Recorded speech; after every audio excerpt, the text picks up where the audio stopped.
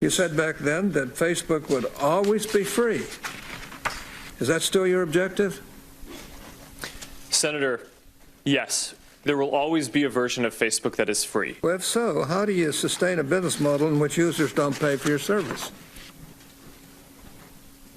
Senator, we run ads. I see. You are listening to the Serial Entrepreneurs and Business Leaders podcast, where we study billionaires and simplify their nuggets of wisdom. Good morning, good afternoon, and good evening. Welcome to the Serial Entrepreneurs and Business Leaders podcast, where we break down what it is that has made these billionaires so successful. Today's billionaire has a net worth of 98.4 billion. Currently 36 years old. In 2007, at the age of 23, he became the world's youngest self-made billionaire. He's listed on Forbes as the 4th richest man in the world, and he owns a business called Facebook. Today's billionaire is Mark Zuckerberg. Principle 1. Make mistakes and be determined. Yeah, I actually think determination is probably the biggest piece. You know, it's so many things go wrong when you're starting a company, and often I think people ask, what mistakes should you avoid making? And my answer to that question is don't even bother trying to avoid mistakes because you're going to make tons of mistakes, right? And the important thing is actually learning quickly from whatever mistakes you make and not giving up. Right, and I mean, there are things every single year of Facebook's existence that could have killed us or made it so that it just seemed like moving forward and making a lot of progress just seemed intractable, but you just kind of bounce back and you learn, and nothing is impossible. You just have to kind of keep running through the walls. Principle 2. Use data and intuition to find the right problems and then solve them. When things are working well, you use data and you use the qualitative feedback that you're getting from listening to how your community is using your product to tell you what problems to go solve. And then you basically use intuition to figure out what the solutions to those problems might be. And then you test those hypotheses by rolling them out and getting more data and feedback on that. And then that gives you a sense of where to go. When I look at things like, we bought, the Oculus team for a lot of money, right? I actually view that as, if we'd done a better job of building up some of the expertise to do some of that stuff internally, then, maybe we wouldn't have had to do that. But, instead we hadn't done that. And, the Oculus team is by far the most talented team working on that problem. So it just made sense to go make this big move. But I actually kind of think as CEO, it's your job to not get into a position where you need to be doing these crazy things, right? And, Yes. Of course it's inevitable, over the period of doing stuff, you'll, you can't be ahead of everything. So it's better to make big moves and be willing to do that than, have pride and not do that and never admit that you could have done something better in the past. But I think when stuff is working well, you're learning incrementally and growing that way. Principle 3. Be nice to people. I was running late for class, so I threw on a t-shirt, and I didn't realize until afterwards that I put it on inside out and backwards and my tag was sticking out the front. I couldn't figure out why no one in class would talk to me. Except for this one guy, KX Jin. He just went with it. We started doing our problem sets together, and now he runs a big part of Facebook. And that, class of 2017, is why you should be nice to people. Principle 4. Look for a purpose, not a company. I always think that you should start with the problem that you're trying to solve in the world and not start with deciding that you want to build a company, right? I mean, the best companies that get built are things that are trying to drive some kind of social change, even if it's just local in one place, more than starting out because you want to make a bunch of money or have a lot of people working for you or build some company in some way. So, I always think that this is kind of a perverse thing about Silicon Valley in a way, which is that, people decide often that they want to start a company before they even decide what they want to do. And that just feels really backwards to me. And, for anyone who's had the experience of actually building a company, that you go through some really hard things along the way. And I think part of what gets you through that is believing in what you're doing and knowing that what you're doing is really delivering a lot of value for people. And that's, I think, how the best companies end up getting made. Principle 5, fail. Our parents had stable jobs throughout their careers, but in our generation, we're all a little entrepreneurial, whether we're starting our own projects or finding our role in another one. And, that's great, because our culture of entrepreneurship is how we create so much progress. An entrepreneurial culture thrives when it is easy to try lots of new ideas. Facebook wasn't the first thing I built. I also built chat systems and games, study tools and music players, and I'm not alone. J.K. Rowling got rejected 12 times before she finally wrote and published Harry Potter. Even Beyoncé had to make hundreds of songs to get Halo. The greatest successes come from having the freedom to fail.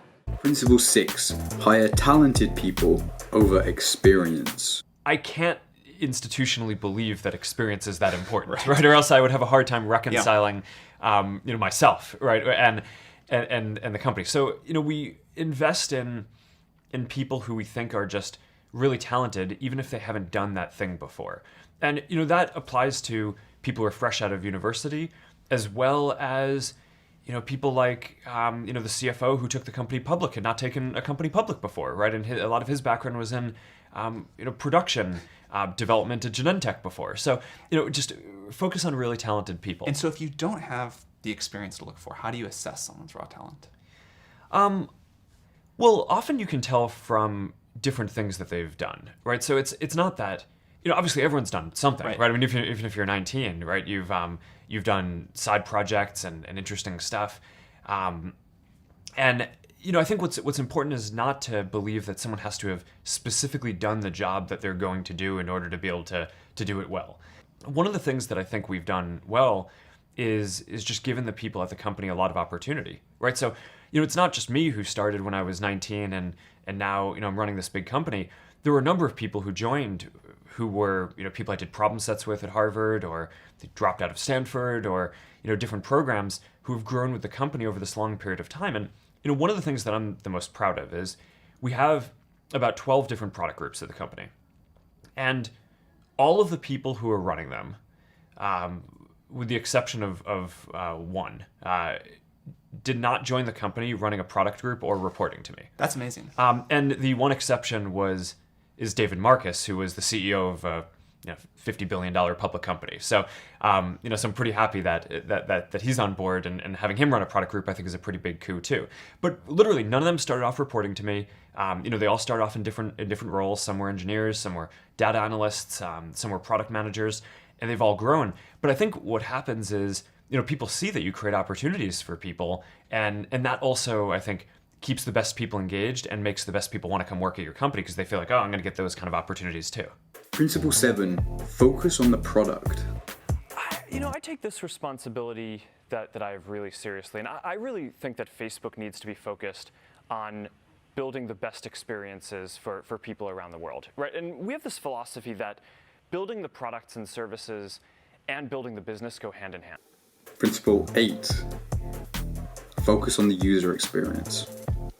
Zuckerberg is friendly with Apple's CEO Tim Cook and was inspired by Apple's late founder, Steve Jobs. What was the thing that you observed about Steve Jobs that makes a difference in your life as a corporate executive every day? I mean, he was just so focused, right? I mean, for him, the user experience was the main thing that mattered, the only thing that mattered. And I think that there's a lot that every company can learn from that. Principle 9, limit any unnecessary decisions. I really want to clear my life to make it so that I have to make as few decisions as possible about anything except how to best serve this community. And there's actually a bunch of psychology theory that even making small decisions around what you wear or what you eat for breakfast or things like that, they kind of make you tired and consume your energy. And my view is, I'm in this really lucky position where I get to wake up every day and help serve more than 1 billion people, right? And I feel like I'm not doing my job if I spend any of my energy on things that are silly or frivolous about my life, so that way I can dedicate all of my energy towards just building the best products and services and helping us reach our goal and achieve this mission of helping to connect everyone in the world and giving them the ability to stay connected with the people that they love and care about. So that's what I care about. So even though it kind of sounds silly to, all right, that's my reason for wearing a gray t-shirt every day, it also is true.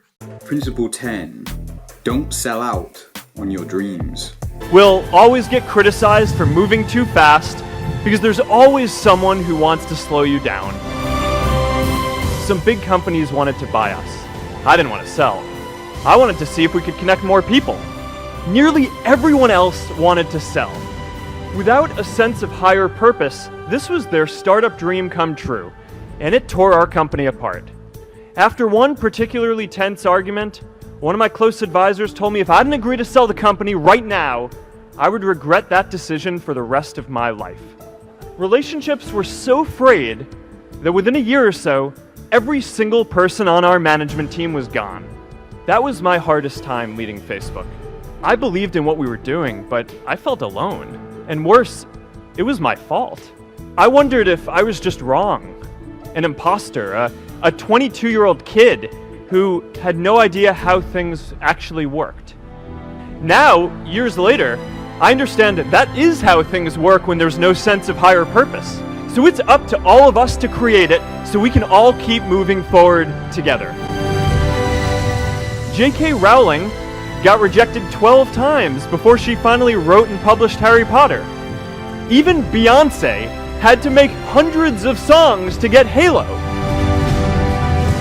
The greatest successes come from having the freedom to fail. Facebook wasn't the first thing I built.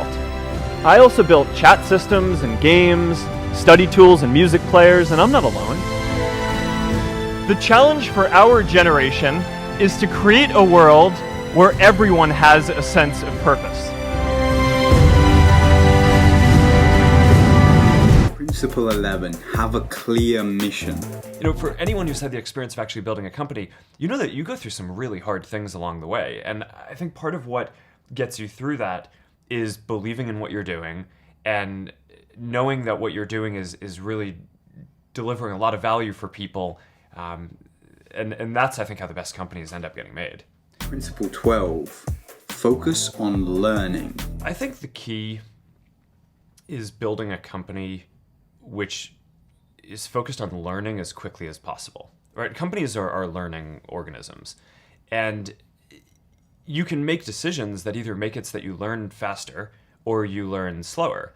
And, you know, in a lot of ways, building a company is like following the scientific method, right? You try a bunch of different hypotheses, and if you set up the experiments well, then you kind of learn what to do. And I think that's an important philosophy. So there are all these different decisions that we make inside the company, you know, everything down to really empowering individual engineers. We invest in this huge testing framework, right? At any given point in time, there's not just one version of Facebook running in the world, right? There's probably tens of thousands of versions running because engineers here have the power to try out an idea and ship it to, you know, maybe 10,000 people or 100,000 people, and then they get a readout on how that version of what they did, whether it was a change to, you know, show better content in newsfeed or UI change or some new feature, they get a readout on how that version performed compared to the baseline version of Facebook that we have on everything that we care about, how connected people are, you know, how much people are sharing and how much they say that they're finding meaningful content, business metrics like how much revenue we make and engagement of the overall community. And, you know, by running tens of thousands of different experiments and putting the power in people's hands to try all these different things, you can imagine we just make so much more progress than we could if every change had to be approved by me, right? Or every idea had to come from management. So I do think that there's something very deep about building this, you know, learning culture and moving quickly towards that just helps you get ahead over time. Principle 12, grow the company with data. Making it so we could grow faster was, I think, the most important product feature that we ended up building for Facebook.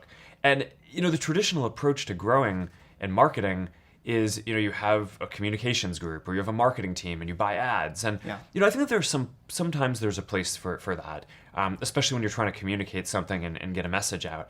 But if you're actually trying to grow a product, I think often the best levers for doing that are within the product themselves, and getting people in your community who enjoy what you're doing to evangelize that to their friends and getting that to happen efficiently as possible. So there's no magic in the growth group that we built that other people can't replicate. It's just being very rigorous with data, investing in data infrastructure, so that way you can process all these different experiments and learn what people are trying to tell you, and then go invest engineering and actually trying to grow the community, because I think that's the most important feature for a lot of networks. Principle 13, get feedback. We've had this tradition for, I don't know, probably 7 or 8 years at the company, where every week we have a Q&A where our employees can come and ask me any question that they want about what's going on and what the direction of the company is, or questions or things that they read about in the press, or that their friends who use the product, what they're asking them.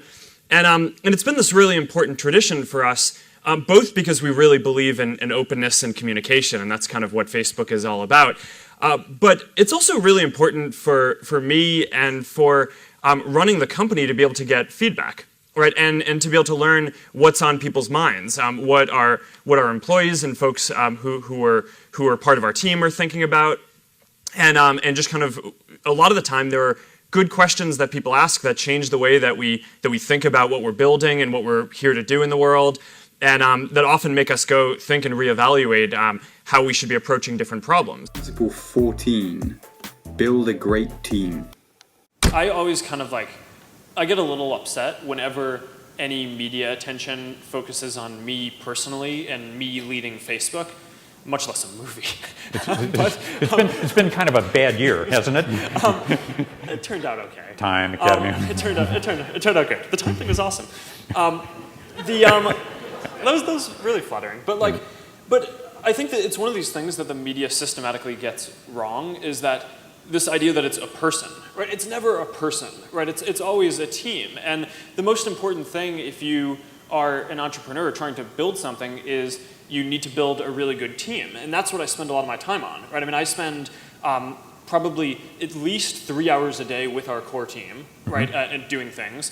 I spend probably 25% of my time recruiting, finding good people, both outside the company and inside the company, to put in more impactful roles. Thank you so much for listening. Please subscribe if you get the chance, and give us a 5-star rating on Apple if you could be so kind. We hope you really enjoyed this and got some useful lessons out of it. See you soon.